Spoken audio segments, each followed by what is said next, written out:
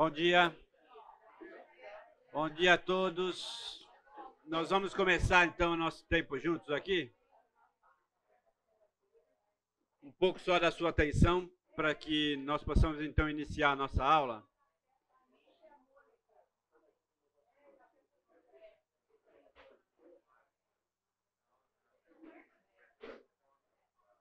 Ontem à noite eu recebi uma informação e eu gostaria de repartir com vocês porque tem muito a ver com o nosso tema aqui nessa manhã e nesses domingos que nós temos pela frente. Eu gostaria de compartilhar com vocês um pouco dessa informação. Orem pelos refugiados da Ucrânia. De acordo com reportagem divulgada pelo jornal alemão DW, as refugiadas ucranianas estariam na mira de traficantes na Alemanha. A polícia alemã teria alertado as mulheres sobre homens que tentam se aproveitar da situação delas, que estão fragilizadas e fugindo da guerra. O país é considerado bordel da Europa. E o perigo da prostituição forçada acende alerta para as autoridades. Uma das realidades da prostituição em todo o mundo, não apenas envolvendo guerra, mas também no Brasil, é que as pessoas de alguma forma são forçadas, ou financeiramente, ou até mesmo para se alimentar, a se envolverem na venda do seu próprio corpo, na venda de benesses na questão sexual. Nós sabemos que isso, naturalmente, é fruto do pecado que atingiu a humanidade toda, mas nessas questões de guerra, as coisas parecem que se agigantam ainda mais. Existe até uma pesquisa que eu estava lendo que muitas mulheres são violentadas por soldados que estão lá para supostamente proteger a população. Né?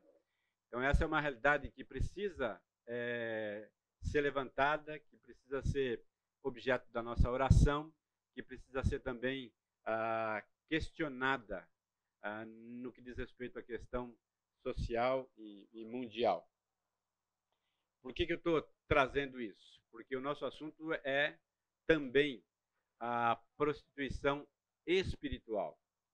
E muitas vezes nós nos prostituímos também espiritualmente em troca de aceitação, em troca de aliviar o peso das minhas relações no trabalho e assim sucessivamente. Nós vamos tratar um pouquinho mais a fundo dessa questão.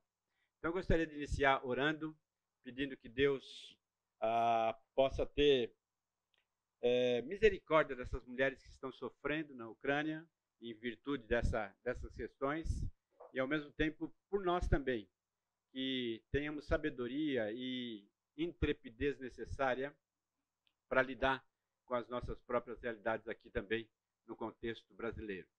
Vamos orar. Senhor, Tu conheces o coração, a mente e as fragilidades de cada um de nós. Tu conheces também, ó Deus, o quanto essa realidade da Ucrânia tem mexido com todo mundo e tem assolado famílias, dividido famílias, conduzido pessoas, ó Deus, a venderem os seus próprios corpos em troca de uma suposta segurança. Pedimos a Deus que o Senhor tenha compaixão, misericórdia dessas pessoas. Pessoas às quais nós não conhecemos, apenas ouvimos falar. Por isso, nessa distância geográfica que temos, muitas vezes nossos olhos e o nosso coração não se comove com essas realidades. Mas sabemos, ó Deus, que os teus olhos estão sobre toda a terra, inclusive sobre aquele país. Por isso nós rogamos que o Senhor os ajude, que o Senhor conduz, ó Deus, os homens que podem mudar o curso dessa situação, para que se posicionem, ó Deus, agindo com as ferramentas que têm para lidar com essa situação e, ao mesmo tempo, para abreviar o sofrimento dessas pessoas. Em especial, rogamos pelas mulheres, ó Deus, muitas delas mães de família, com seus filhos, tendo se separado do seu esposo, da sua casa, e caindo nas mãos de traficantes, ó Deus, que vendem uma suposta segurança, ó Deus, em troca de benefícios sexuais. Tem compaixão, misericórdia e ajuda, ó Deus. Nós não sabemos como, mas o Senhor sabe, ó Deus. Por isso, põe a tua mão sobre corações, mentes, e sobre a realidade, ó Deus, que estamos trazendo aqui nessa manhã. Também oramos por nós, que sejamos, ó Deus, capazes de não nos curvarmos à prostituição espiritual. Que possamos ser firmes, determinados, competentes, ó Deus, para não nos deixar seduzir por propostas, ó Deus, que fazem com que a nossa fé seja dividida, as nossas afeições sejam manipuladas, ó Deus, em virtude de benefícios espirituais. Põe a tua mão sobre o nosso coração e ajuda-nos, ó Deus, a focar a nossa vida, os nossos olhos e o nosso coração na direção do Senhor Jesus, o único capaz de suprir as necessidades do nosso coração e de fazer cessar, ó Deus, toda e qualquer dúvida ou instabilidade espiritual das nossas vidas e do nosso coração.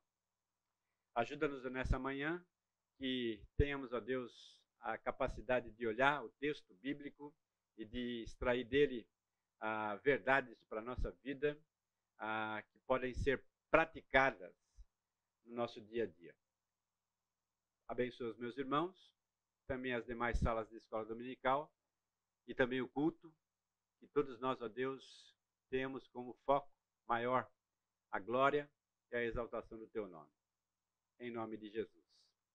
Amém, Senhor. Amém. Muito bem, queridos. Vamos então ao que nos interessa nessa manhã. Uma família conturbada.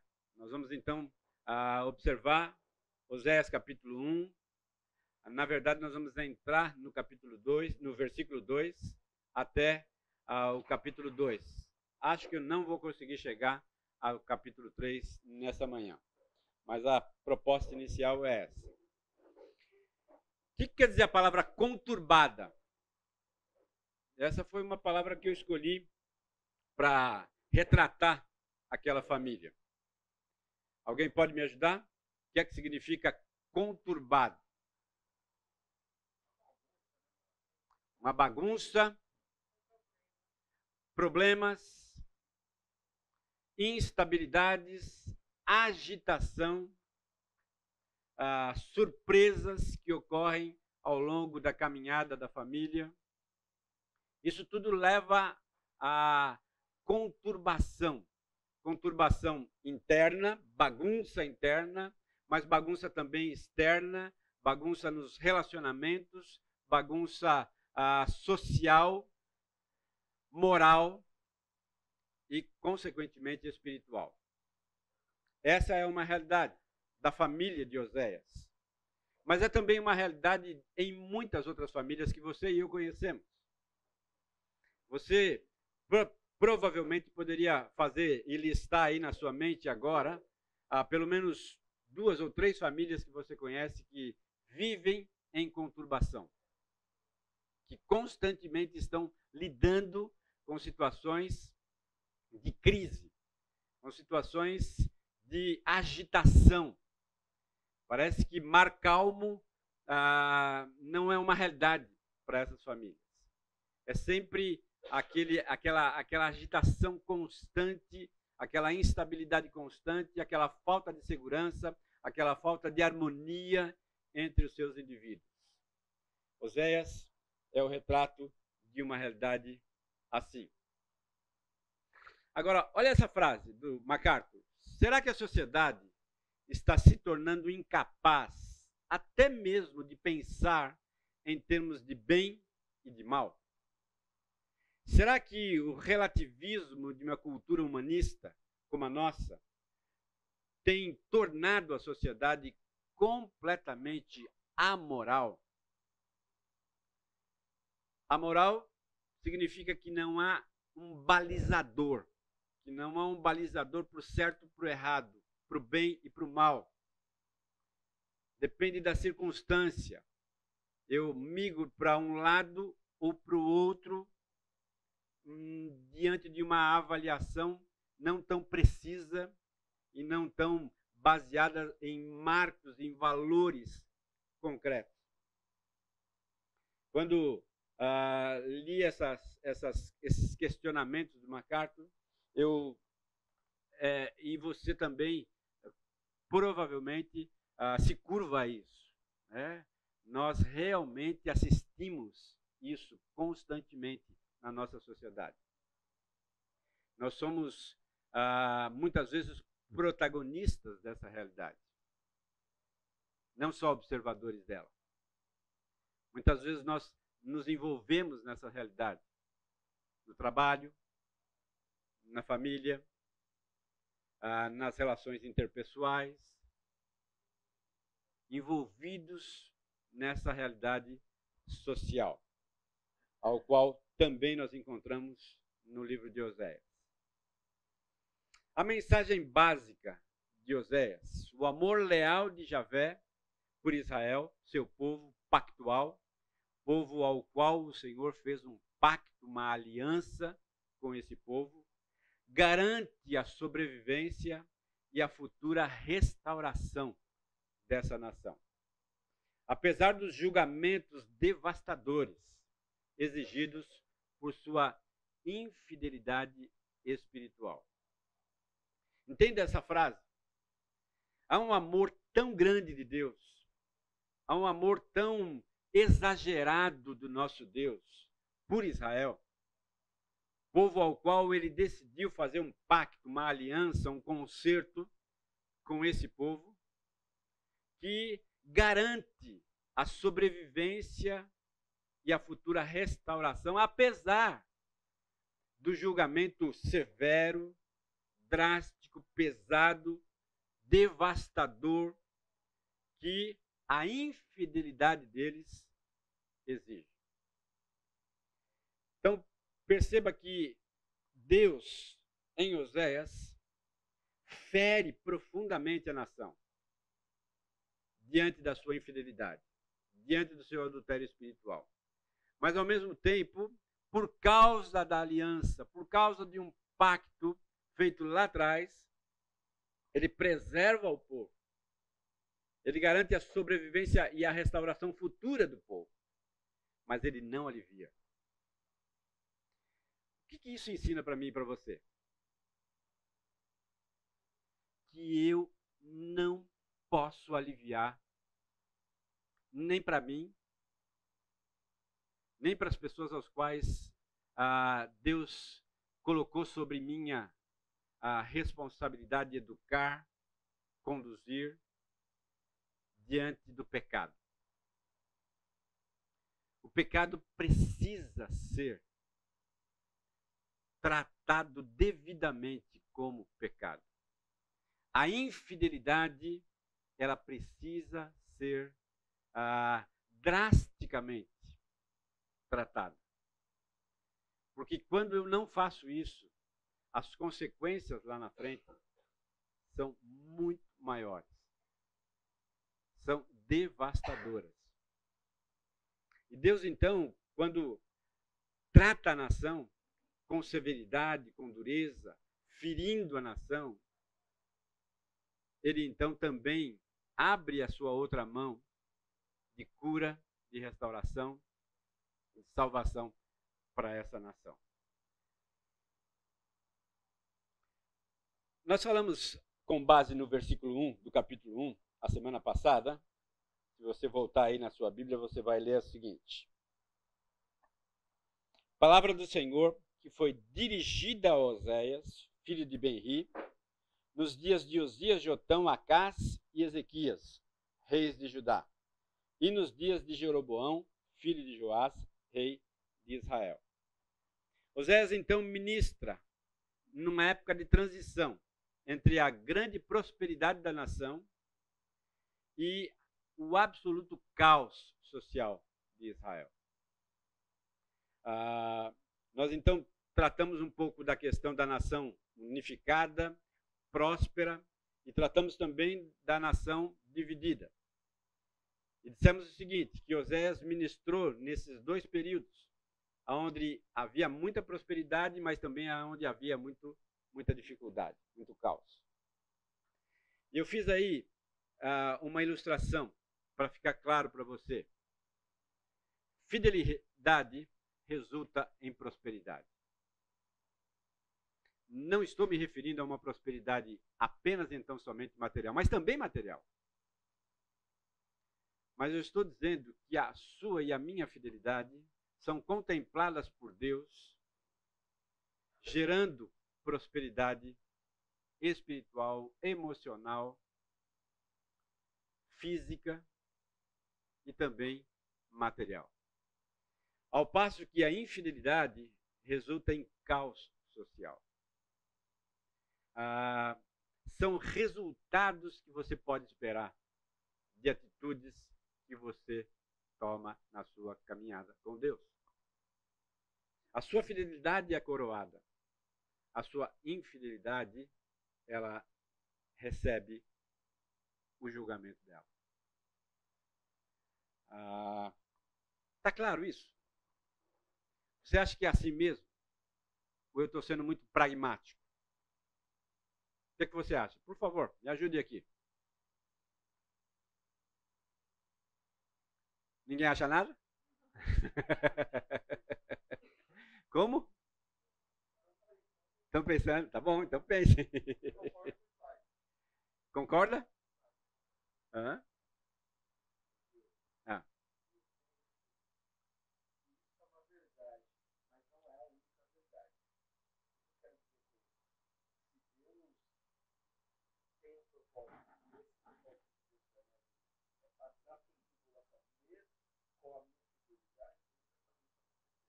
Isso aí. Vai. Sem dúvida alguma. É uma verdade? É uma verdade, mas não é a única verdade. Isso aí. Tá? Né? Se você ler Eclesiastes, você vai dizer que isso aqui não é totalmente verdade. Porque Eclesiastes diz claramente, né? Olhei e vi homens fiéis sofrendo, homens infiéis sendo prósperos, mediante a realidade ao qual ele estava observando. Então é exatamente o que o nosso irmão aqui colocou, né? É verdade, sem dúvida alguma. Não se pode questionar isso.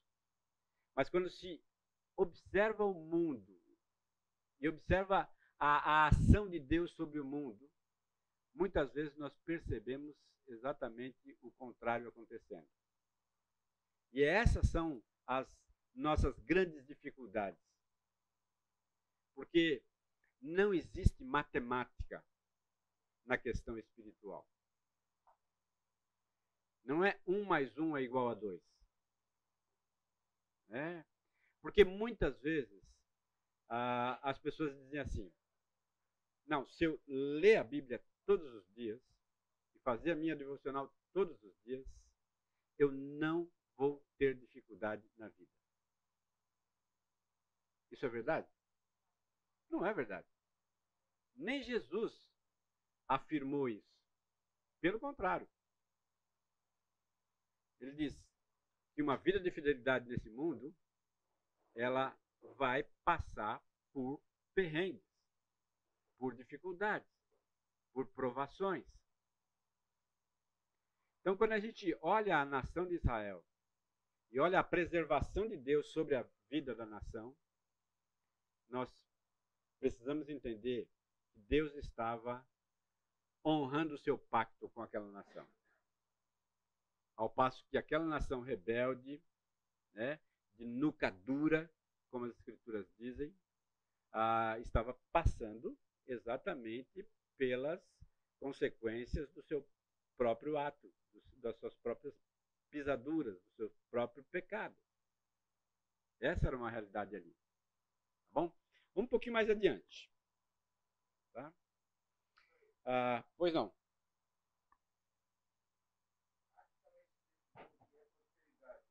Sim.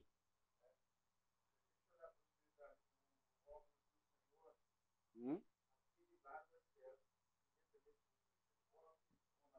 Sim.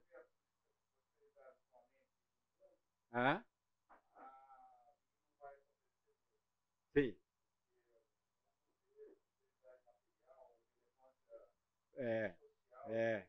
Sim. Sim.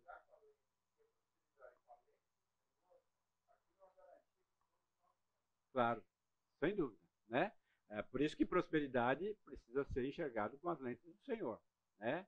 Nessa questão aqui. Caso contrário, a gente vai se perder mesmo nessas declarações, tá? Antes da gente entrar nesse slide, abra sua Bíblia aí em Oséias capítulo 1. Nós vamos ler até o verso 9, a partir do verso 2.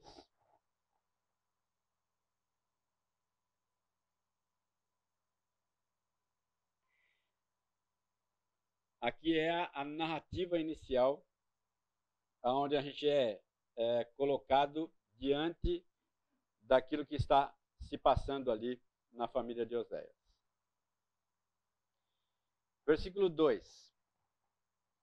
Quando o Senhor começou a falar por meio de Oséias, disse-lhe: vá, tome uma mulher adúltera e filhos de infidelidade, porque a nação é culpada do mais vergonhoso adultério por afastar-se do Senhor.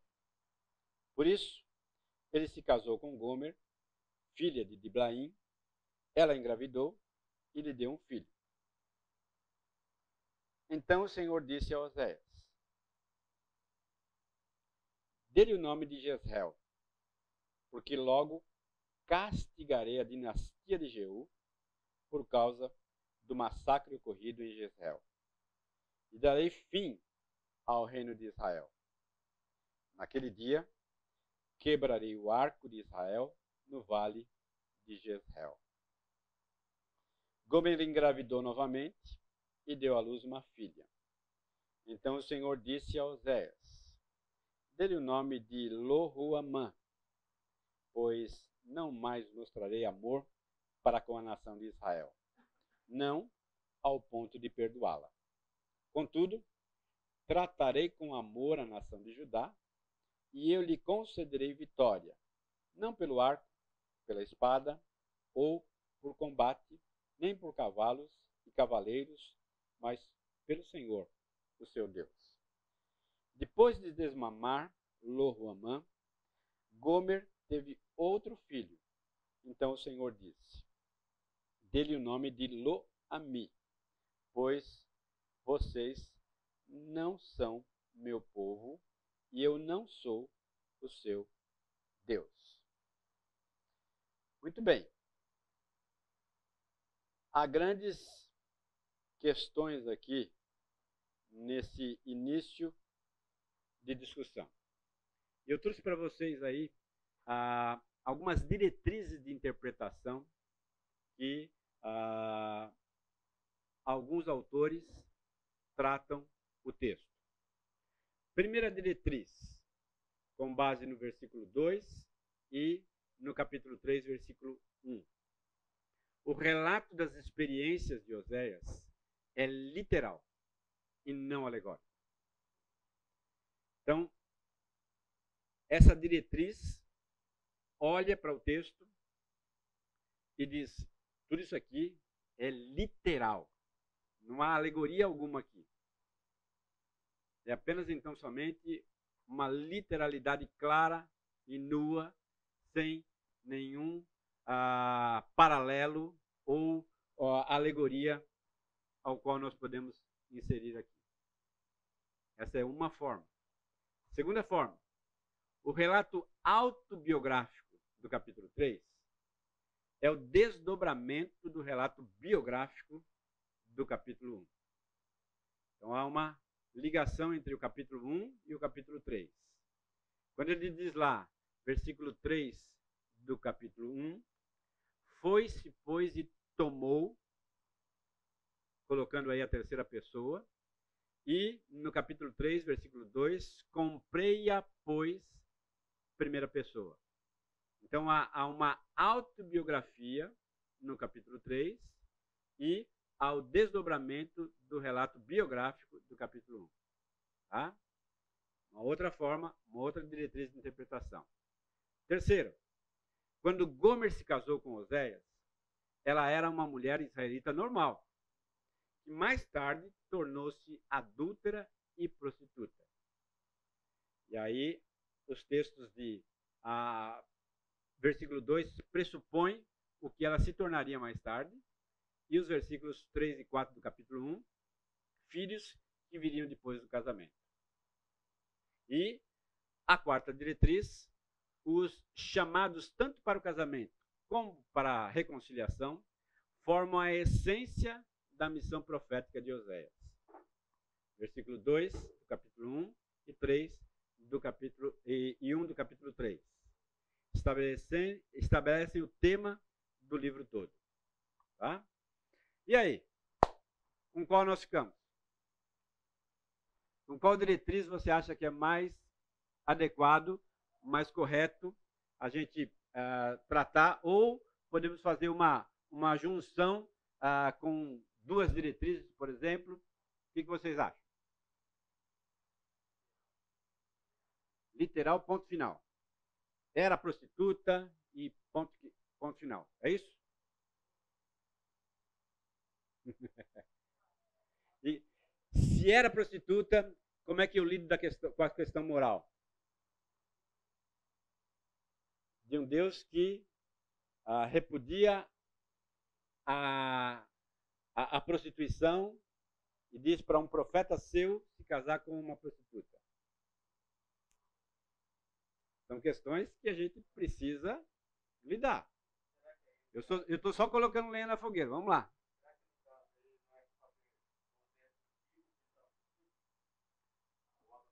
Olha lá. Né? Será que Deus tomou essa iniciativa exatamente para que Oséias fosse um sinal para que o povo entendesse exatamente aquilo que estava no seu próprio coração? Faz sentido. Verso 1.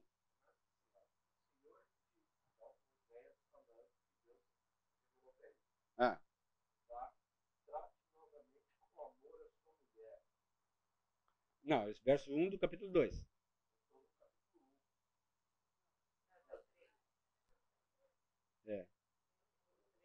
O 3.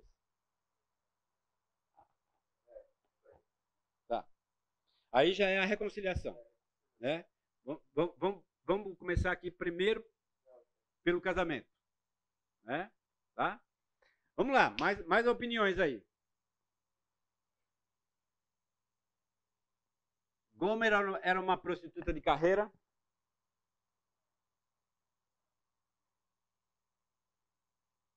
Ganhava a vida assim. Deus olha para ela e diz assim, vai lá e casa com aquela mulher lá. É isso?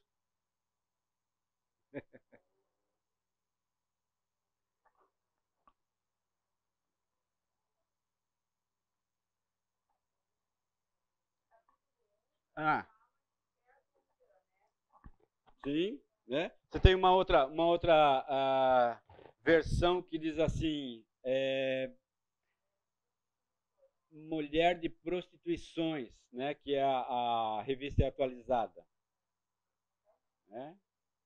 São palavras iguais no hebraico, traduzidas de forma diferente no português.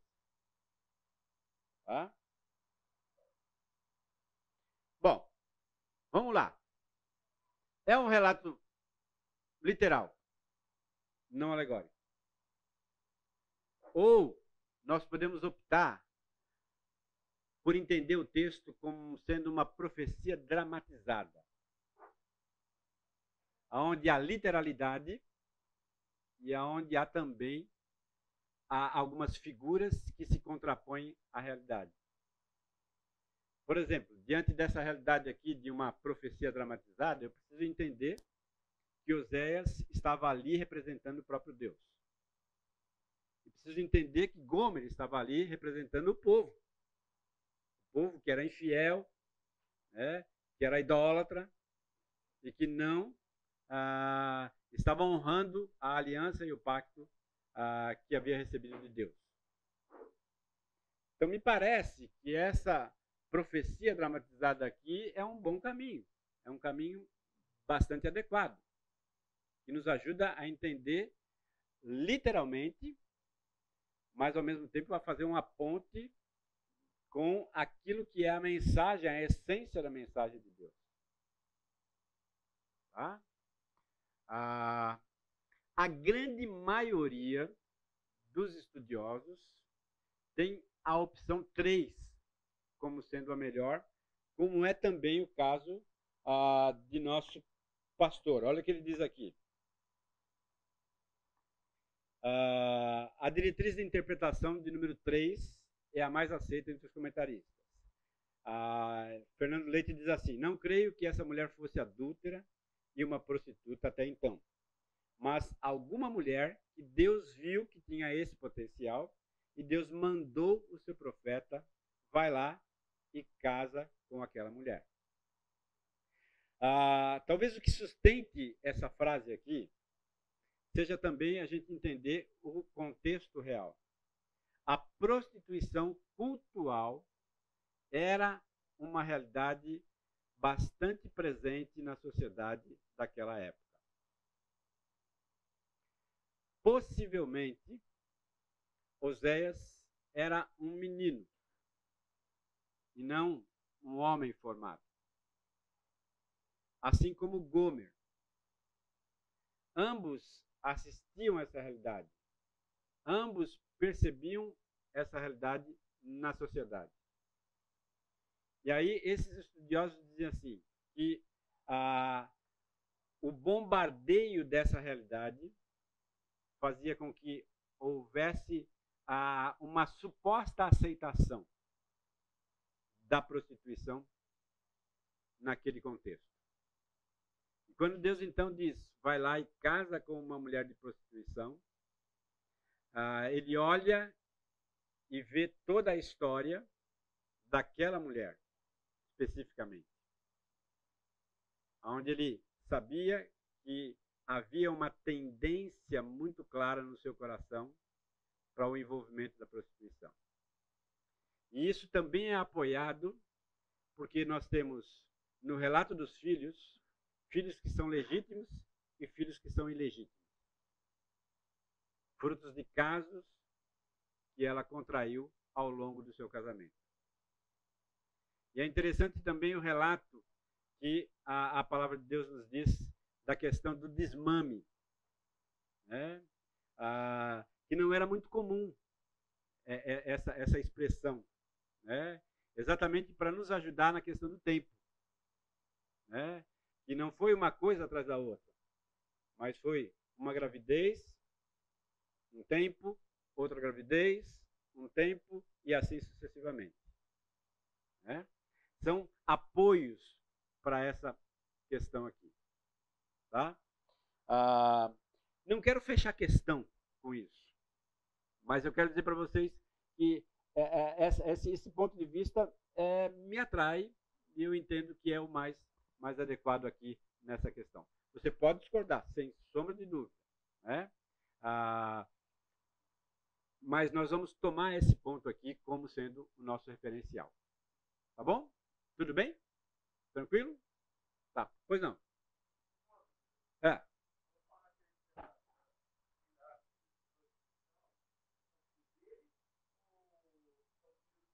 Então, é o que a gente vai ver daqui para frente, né? Alguns filhos são legítimos e outros são ilegítimos. Você vai ver, né? Vamos lá. Vamos juntos. Né? Tá. O profeta se casa, tem filhos com ela, e então chega o nome dos filhos. Não foi uma escolha nem de Oséias e nem da mulher, mas do próprio Deus. É interessante que o texto diz isso, né? Versículo 2. Quando pela primeira vez falou o Senhor por intermédio de Oséias, então o Senhor lhe disse: vai, toma uma mulher de prostituição e terá filhos de prostituição, porque a terra se prostituiu, desviando-se do Senhor. Foi-se, pois, e tomou a Gomer, filha de Diblaim, e ela concebeu e lhe deu um filho. Nesse versículo 3 aqui, me parece que essa concepção aqui é de Oséias. Né? Não foi de outro homem. Ela concebeu e lhe deu filhos. Tá? Tranquilo aqui? Tudo bem? Tá.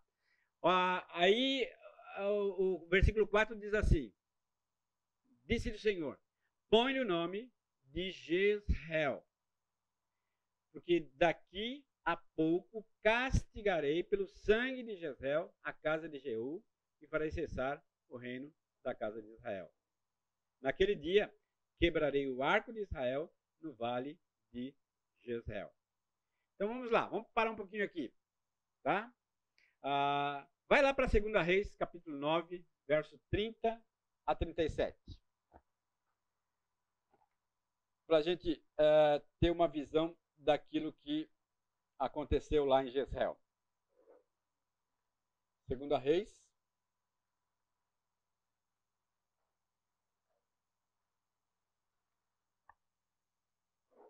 capítulo 9.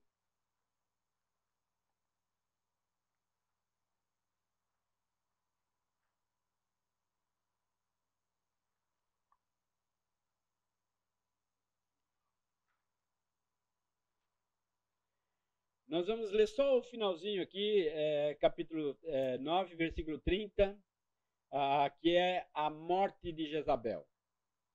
Tá? Lembra que Jezabel havia tramado para tirar o sítio lá da família de Nabote, tá? Para que o rei pudesse, então, se deliciar com aquela terra. Tá? E aí, diz assim, tendo Jeú chegado a Jezreel, Jezabel o soube. Então se pintou em volta dos olhos, enfeitou a cabeça e olhou pela janela. Ao entrar Jeú pela porta do palácio, disse ela, teve paz, Zinri, que matou o seu senhor? Levantou ele o rosto para a janela e disse, quem é comigo? Quem? E 2 ou 3 eunucos olharam para ele. Então disse ele, lançai-a daí abaixo. Lançaram-no abaixo e foram salpicados com o seu sangue a parede e os cavalos, e Jeú a atropelou. Entrando ele, e havendo comido e bebido, disse, olhai por aquela maldita e sepultai-a, porque é filha de rei. Foram para sepultar, porém não acharam dela senão a caveira, os pés e as palmas das mãos. Então voltaram e lhe o fizeram saber. Ele disse, esta é a palavra do Senhor que falou por intermédio de Elias, o tesbita seu servo, dizendo, no campo de Jezreel, os cães comerão a carne de Jezabel. O cadáver de Jezabel será como esterco sobre o campo da herdade de Jezreel, de maneira que já não dirão, esta é Jezabel. Cruel o negócio aqui, né? São descrições detalhadas de uma carnificina sem igual. Descrições tão notáveis, né, que a gente fica olhando isso aqui e parece um filme de terror, né, de tão drástico que são os detalhes aqui. Né? E por que então Deus escolheu exatamente esse nome? Lembra que eu falei? O julgamento era tão pesado, tão severo, que Deus trouxe à tona algo que a história do povo foi marcada por essa realidade. E o povo então sabia o que significava Campo de Jezreel. Sabia de toda essa história de carnificina. E ele diz então, o nome dessa criança vai ser Jezreel, para que vocês se lembrem disso, porque naquele dia eu vou quebrar o arco de vocês. Vou quebrar a resistência de vocês a essa realidade.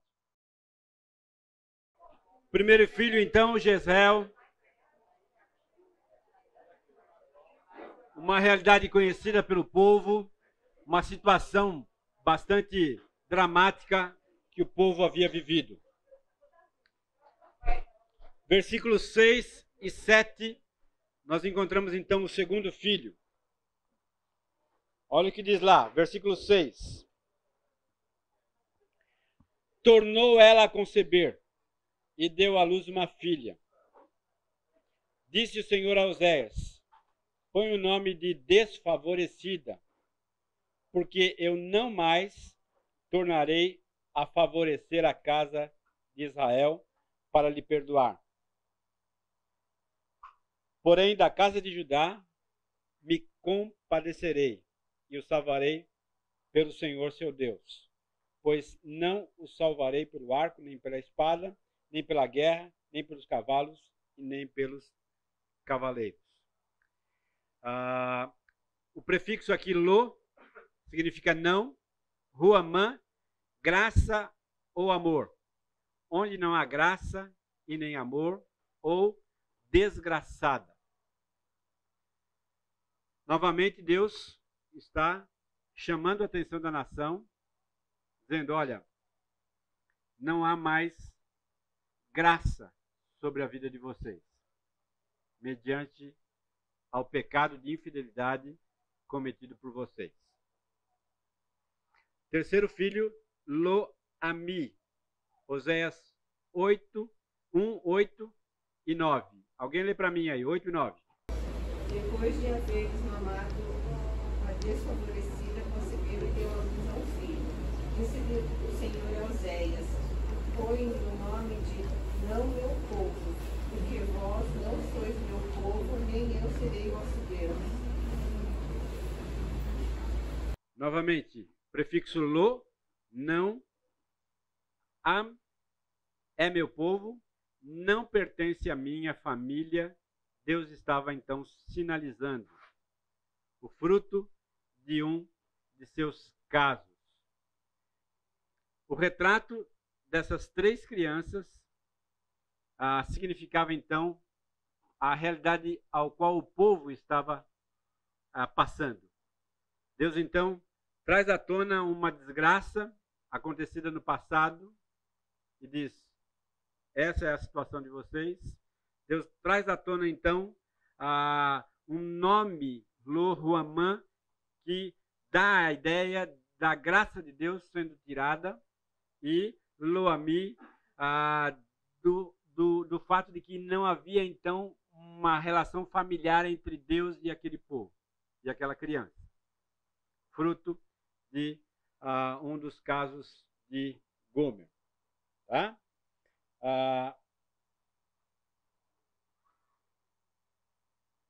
Eu coloquei aqui absurdo versus absurdo, para que nós entendamos com mais profundidade e clareza. Tá? O casamento de Oséias /Deus com Gomer /povo dá início à profecia dramatizada, que tem por objetivo ilustrar uma realidade presente na vida da nação de Israel. Os filhos legítimos e ilegítimos, fruto de relações extraconjugais de Gomer e seus respectivos nomes, deixam ainda mais claro o absurdo da situação familiar do profeta.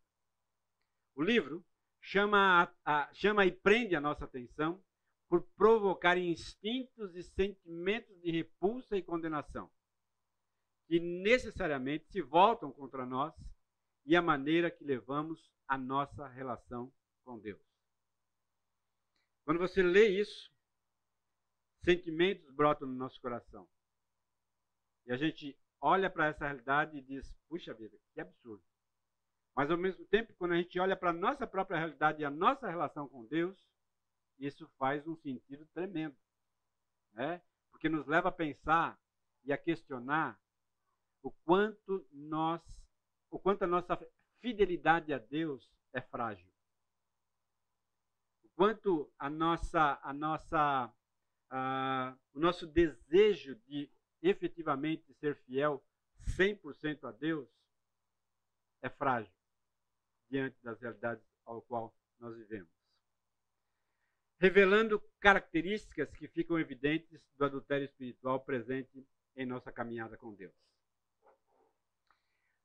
Faz sentido isso para você? Esse absurdo é também um outro absurdo.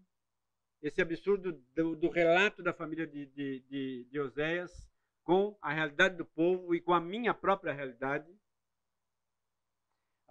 E aí eu trouxe então para você um entendimento. Ações que revelam o adultério espiritual de Gomer. Tá? Primeira ação. Uma aparência física reveladora. Oséias 2:2 e depois Cantares 1:13. Alguém, por favor, Oséias, e depois uma outra pessoa, Cantares. Oséias 2:2. Repreendei vossa mãe, repreendei-a, porque ela não é minha mulher, e eu não sou seu marido, para que ela afaste as suas prostituições de sua presença e os seus adultérios de entre os seus seios. Isso. Cantares 1:13 nos fala a respeito entre os seios aí. Olha que interessante. Cantares 1:13? 13. Isso. Um saquetel de mirra posto entre os meus seios. Isso era comum na sociedade. As mulheres então usarem um saquinho com uma essência que ficava pendurado no pescoço entre os seios para aromatizar dos odores naturais do corpo humano. Né? Então, uma característica que revela esse adultério de Gomer era a aparência física reveladora. Tá? Segunda característica, uma vestimenta que falava por si só. 2:13, olha o que diz aí.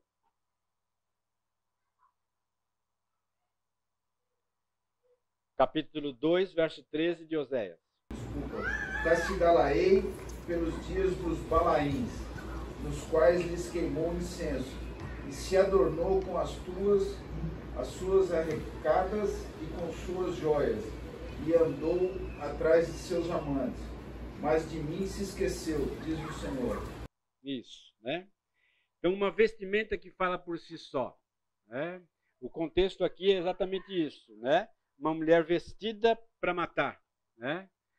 Vestida para adulterar, vestida para se oferecer, né? A uma relação extraconjugal. Tá? 2:5, uma vergonha aparente. A mãe deles foi infiel, engravidou deles e está coberta de vergonha. Mas ela disse, irei atrás dos meus amantes, que me dão comida, água, lã, linho, azeite e bebida. Isso. Né? Uma vergonhosa aparente perante a sociedade. Tá? Então, as marcas e sinais da infidelidade dessa mulher, sua forma de vestir, perfumar e se pintar, propunha aos outros sensualidade e infidelidade. Ela consumou isso, estando com outros homens, inclusive concebendo filhos deles. São ações que revelam essa realidade. Tá?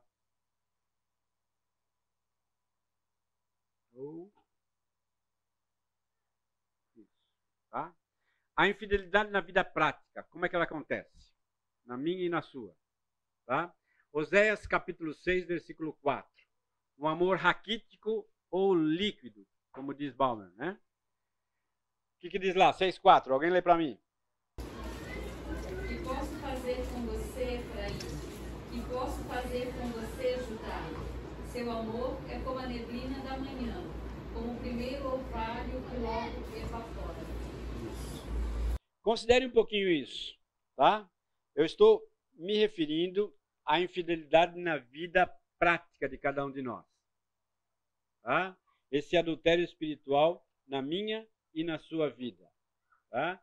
Eu estou dizendo que ele se passa por intermédio de um amor não tão profundo, não tão sincero, não tão focado em Deus, mas superficial, líquido, raquítico. Então eu queria que você pensasse um pouco no seu amor para com Deus. Se você pudesse avaliar o seu próprio amor para com Deus hoje, qual nota você daria? De 0 a 10. Quanto você ama a Deus? De 0 a 10. Quanto as suas afeições estão voltadas para Deus? Qual nota você daria? Não quero ouvir. Quero que você pense nisso. Tá? Porque caso a sua nota seja baixa, você está correndo um grande risco de adulterar espiritualmente, de dividir a sua afeição, de dividir a sua atenção, de dividir o seu foco com Deus ou com outras coisas, com Deus ou com outros deuses, com Deus ou com outros valores, com outros interesses. Oséias 8:1, quebra da aliança. 8:1, diz lá. Emboca a trombeta, ele vem como a águia contra a casa do Senhor, porque transgrediram a minha aliança e se rebelaram contra a minha lei. Quebra de um pacto, quebra da lei, quebra da aliança com Deus. Eu sou do tempo em que, para ser batizado numa igreja, você tinha que fazer a profissão de fé publicamente. E no meu caso, havia alguns diáconos bastante preocupados com isso, né? Eu tinha 21 anos, né? E eu me lembro de uma pergunta, mas espera lá, você vai se batizar, você está fazendo uma aliança com Deus, né? E quando você tiver a oportunidade de quebrar essa aliança, você vai quebrar? Né? Eu disse, claro que não. Né? Claro que não. E aí ele foi mais fundo, né? Mas e se você começar a namorar alguém de fora da igreja e essa pessoa dizer assim para você, ó, não vou mais na igreja não, o que você vai falar? E eu, molecão, né? Eu disse, não, primeiro que eu não vou namorar, já tinha feito um discipulado antes, né?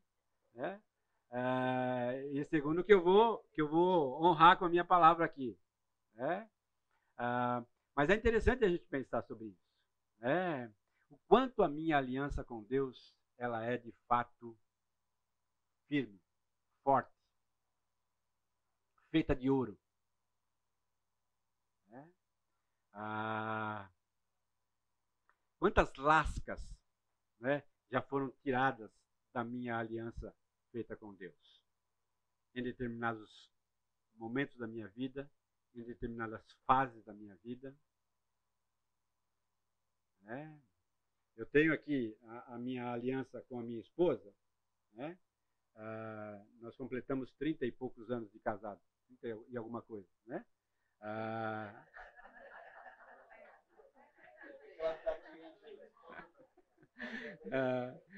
E eu olho para essa aliança e vejo muitas marcas nela, né? E essa aqui é de 25 anos, né? A outra, então, estava toda torta, né? Mas é uma realidade, né? Se a gente olhar a aliança que nós fizemos com Deus, ela sofre embates, ela sofre situações aos quais você não conseguir honrar minha aliança com Deus. E a gente peca, volta atrás, se arrepende, confessa os seus pecados e volta a Deus novamente. Mas eu preciso entender que a minha aliança com Deus, ela não é garantida por mim, ela é garantida por Deus. Quem garante é o próprio Deus. Apesar da minha infidelidade, apesar dos meus erros, apesar dos meus pecados, Deus continua sendo fiel. E Ele não volta atrás. Isso precisa me ajudar a entender que eu preciso preservar o meu amor para com Deus, eu preciso preservar o meu pacto de aliança com Deus, proteger esse pacto. Memória curta, olha o que diz aí versículo 14 de Oséias 8. Porque Israel se esqueceu do seu Criador e edificou palácios, e Judá multiplicou cidades fortes, mas eu enviarei fogo contra as suas cidades, fogo que consumirá os seus palácios. Se esqueceu. Esqueceu de tudo aquilo que Deus havia feito, de tantos benefícios que Deus havia colocado nas mãos do povo. Simplesmente se esqueceu. Teve uma amnésia espiritual, uma amnésia relacional, uma amnésia diante de tudo aquilo que Deus havia realizado na vida do povo. Quantas vezes eu me esqueço? Quantas vezes eu me esqueço das bondades de Deus para comigo? Quantas vezes eu me esqueço de que se eu tenho hoje um teto debaixo da minha cabeça, se eu hoje tenho saúde, se eu hoje tenho condições de ter um prato de comida sobre a minha mesa, um travesseiro e uma cama para repousar. São realidades tão presentes do nosso cotidiano que a gente muitas vezes não percebe o quão valorosos elas são. Eu não posso me esquecer, você não pode se esquecer, porque caso isso aconteça, nós começamos a entrar num distanciamento de Deus, e esse distanciamento de Deus nos leva à infidelidade e à prática do adultério espiritual. Versículo 1 do capítulo 9. Abandono. Alguém lê para mim? Não se regozije, ó Israel, não se alegre como as outras nações, pois você se prostituiu abandonando o seu Deus. Você é o salário da prostituição em cada ilha do mundo. Interessante aqui, né? De uma certa forma, Deus está falando assim: está rindo do quê? Está contente com o quê? O que vocês estão pensando? Vocês me abandonaram. E, gente, ninguém abandona ninguém da noite para o dia. Nós vamos entrando num processo de abandono. Eu abandono um pouco hoje, um pouco amanhã e assim sucessivamente. Quando eu paro de ler as Escrituras, quando eu paro de frequentar os cultos, quando eu paro de ter conversas espirituais com os meus irmãos, quando eu paro de orar, quando eu paro de valorizar as práticas espirituais, isso tudo vai me levando a um gradativo abandono da minha relação com Deus. Isso não acontece da noite para o dia, mas vai sendo construído ao longo da minha caminhada. Uma das coisas que eu tenho como balizador da minha própria vida é quanto mais exposição eu tenho ao mundo, mais distanciamento eu tenho de Deus. Agora, eu não tenho como cessar essa exposição ao mundo. Nem eu e nem você. Nós constantemente estamos expostos a essa realidade. Mas eu preciso constantemente tentar equilibrar essa balança. Não permitir que tantas horas do meu dia sejam gastas apenas então somente com coisas desse mundo e poucas horas do dia são gastas com Deus. E eu preciso fazer uma fusão dessas realidades. Entendendo que as realidades do mundo elas são passageiras e as realidades de Deus são eternas.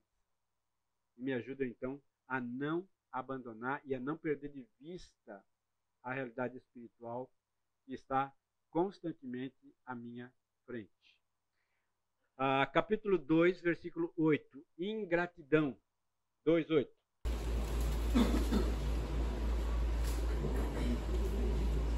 Porquanto eu não sabia que eu limpei o grão e o vinho e o azeite e que multipliquei a prata e o ouro, e os prepararam para Baal. Quem é que deu? Quem é que deu tudo isso? Quem é que deu todos os recursos? Toda a subsistência? O próprio Deus. Seja grato constantemente àquilo que Deus tem dado a você. Rebeldia, 4:16. Capítulo 4, verso 16. Como 4 rebeldes se rebelou Israel. Será que o Senhor apacenta como a um cordeiro em vasta campina? Rebeldia. 6 considerações da minha infidelidade na vida prática, como é que ela vai acontecendo. Um amor raquítico, um amor superficial, líquido, quebra da aliança, memória curta, abandono, ingratidão e consequente rebeldia.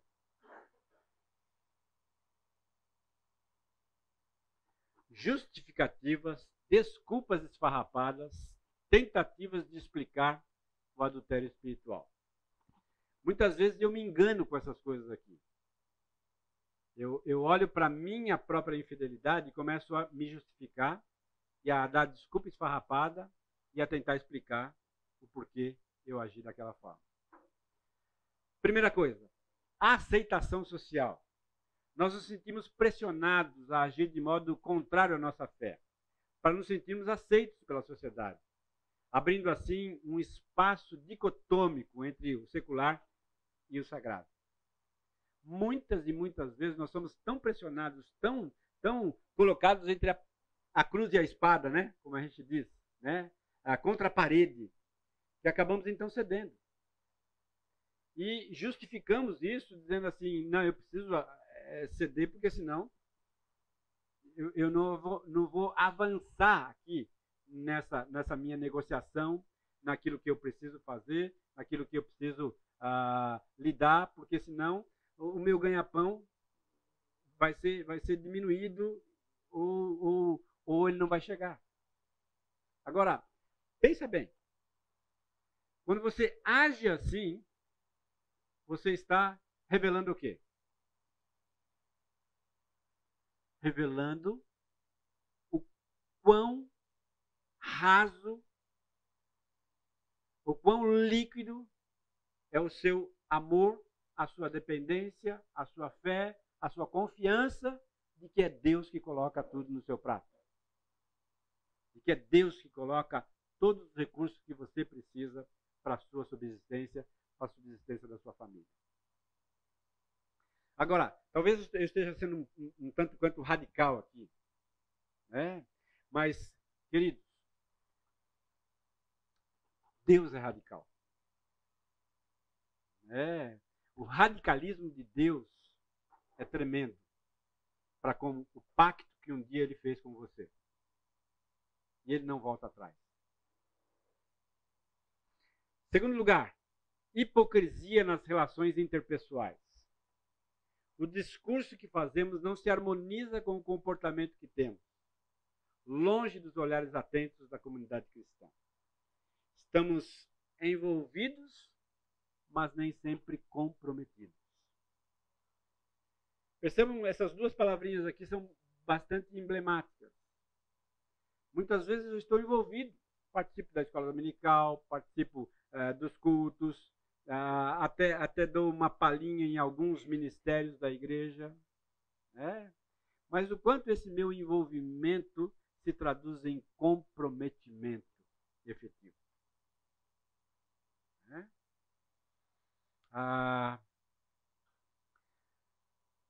Muitos de nós gostamos desse ambiente cristão. Saboreamos isso. Mas quando nos é requisitado um comprometimento maior, nós então paralisamos. E começamos a achar que é muito. É muito. É um exagero. É um exagero ir à escola dominical e ao culto no mesmo domingo. Ou eu vou num, ou vou no outro. Porque senão eu vou ser taxado como fanático. Só que o meu discurso é diferente disso. Eu valorizo determinadas coisas aos quais, na hora do comprometimento, na hora do envolvimento maior, eu acabo saindo pela culatra. Sedução espiritual. Passamos a desconfiar do valor das práticas espirituais. O único caminho passa a ser encarado como mais um entre tantos que são oferecidos. E essa frase aqui é muito, muito séria. O único caminho, Jesus. Nós sabemos disso. Discursamos sobre isso. Valorizamos isso. Mas, diante da pressão, nós começamos então a titubear e achar que nem sempre é assim. Talvez neste aspecto aqui sim, neste aspecto não. E aí então eu começo a jogar e a desequilibrar a balança e aí me torno um consequente adúltero espiritual. Sem ao menos notar ou sem repreender a mim mesmo diante dessa realidade. Tá bom?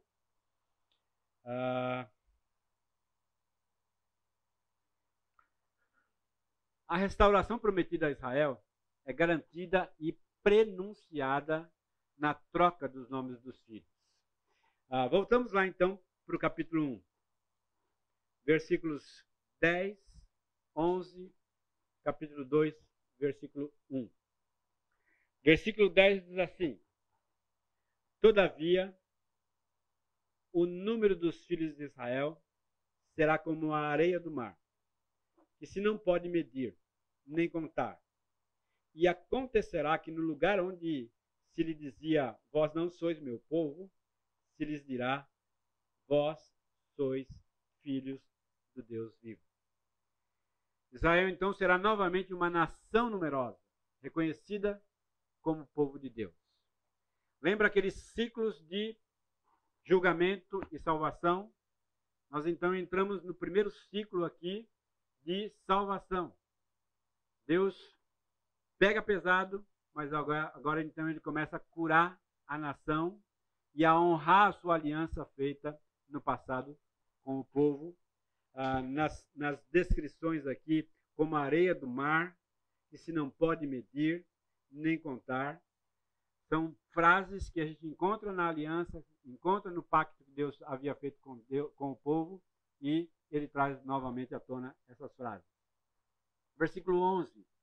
Jezreel será um lugar de bênção quando Israel e Judá forem reunidos sob um único líder. Versículo 11. Os filhos de Judá e os filhos de Israel se congregarão e constituirão sobre si uma só cabeça, e subirão da terra, porque grande será o dia de Jezreel. Então, o povo havia estigmatizado Jezreel como um vale de campo, de massacre, de coisas ruins. Deus, então, diz, vou mudar isso e vocês vão ver. Capítulo 2, versículo 1, o julgamento ilustrado pelos nomes dos filhos de Oséias será revertido. Versículo 1, chamai o vosso irmão, meu povo, e a vossa irmã, favor. Aquele que não era povo, aquele que não merecia favor, agora vai merecer o favor de Deus. Uma restauração prometida por Deus aos filhos de Israel. Para a gente encerrar, o que aprendemos até aqui? Sobre Oséias, /Deus, e sobre Gomer, povo e nós. Coisas que saltaram aí aos seus olhos, que você aprende sobre Deus, sobre a atitude de Oséias. Fidelidade. O que mais? Obediência, vai lá e casa, ele foi lá e casou. Né? Não se importou com mais nada. O que mais que você aprende sobre Deus? Disciplinador. Tá? Um Deus que não deixa passar barato, mas disciplina. Né? Restaurador. Disciplina, mas restaura. Né? Deus de amor. Longânimo. Tá? São todas as características aos quais eu não posso esquecer do meu Deus. Né? Sobre Gomer, sobre o povo, sobre nós. O que nós aprendemos?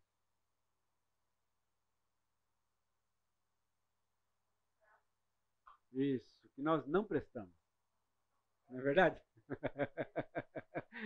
Né? Que nós somos fracos. Né? Que nós somos... O que mais? Pecadores. Nos desviamos com muita facilidade. Somos amados, muito amados, né? Muito amados, apesar de nós, né? Apesar da nossa fraca decisão. Né? O que mais que você aprende sobre você mesmo? Rebeldia, que eu preciso depender mais de Deus. São coisas aos quais o texto ressalta para nós que nós não podemos nos esquecer. Vamos orar. Pedir que Deus fortaleça a nossa vida e nos ajude a enxergar melhor o nosso Deus. Senhor, abre os nossos olhos. Abre os nossos olhos, mas não apenas os olhos carnais, mas os olhos espirituais, para enxergar a tua grandeza. E que sejamos capazes de entender que o Senhor é maior do que tudo e todos. Que os homens não sejam maiores do que o Senhor. Que as tendências ou carências não sejam maiores do que o Senhor. Mas que possamos enxergar o Senhor como sendo o supridor das carências do nosso próprio coração e aquele que é o único que pode carregar o fardo pesado dos nossos ombros e oferecer a nós um fardo leve e suave. Ajuda-nos, ó Deus, a perceber, não apenas racionalmente, mas na prática do dia a dia.